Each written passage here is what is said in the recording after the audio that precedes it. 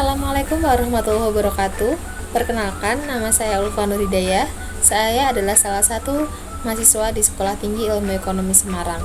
Saat ini saya sedang berada di semester 3 Prodi Manajemen Reguler Sore dengan NIM 2302010.016.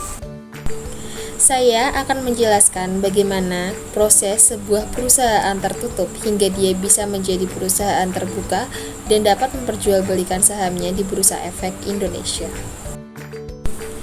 Pada tahap awal ini, perusahaan akan mempersiapkan tim internalnya yang ahli di bidang keuangan dan juga legal untuk mempersiapkan dokumen-dokumen bersama para profesional, terutama dokumen yang berkaitan dengan prospek course,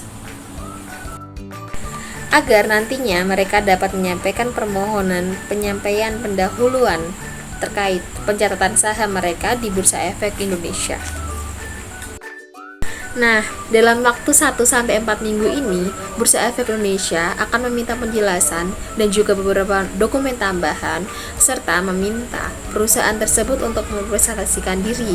Dan juga nanti Bursa Efek Indonesia akan berkunjung ke perusahaan tersebut. Nah, saat perjanjian ini sedang berlangsung, perusahaan juga bisa secara bersamaan mendaftarkan dirinya ke pihak otoritas jasa keuangan. Nah, setelah pernyataan pendaftaran terhadap OJK berlangsung selama 4-6 minggu, nantinya OJK akan memberikan verifikasi dokumen dan juga data terhadap dokumen-dokumen yang sudah dikumpulkan kemarin. Lalu, OJK juga akan meminta tambahan informasi terkait perusahaan tersebut.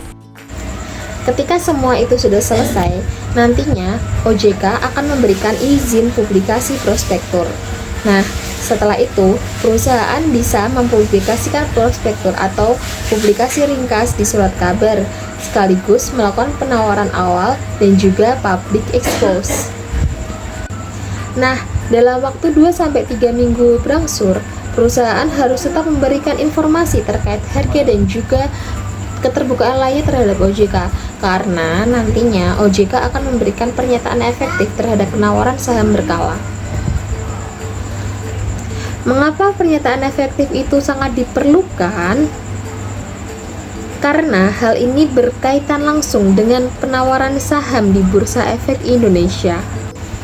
Setelah pernyataan efektif ini diberikan, maka perusahaan harus segera memberikan pengumuman terkait perbaikan prospektur perusahaan di surat kabar. Kemudian, perusahaan harus menyediakan prospektur yang sudah utuh untuk bisa dikabarkan kembali kepada publik.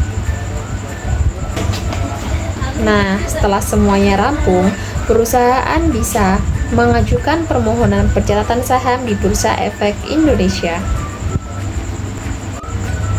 Nah, ketika permohonan tadi diterima, perusahaan bisa segera memasarkan saham mereka kepada publik, di mana mereka juga akan mengumumkan terkait pencatahan, refund, dan juga distribusi saham. Nah, dari hasil dokumen ini, yaitu administrasi-administrasi yang sudah dilengkapi perusahaan, nantinya Bursa Efek Indonesia akan memberikan persetujuan pencatatan saham. Setelah diberikan persetujuan, berakhirlah dengan pencatatan saham di Bursa Efek Indonesia. Demikian presentasi dari saya, semoga bermanfaat. Wassalamualaikum warahmatullahi wabarakatuh.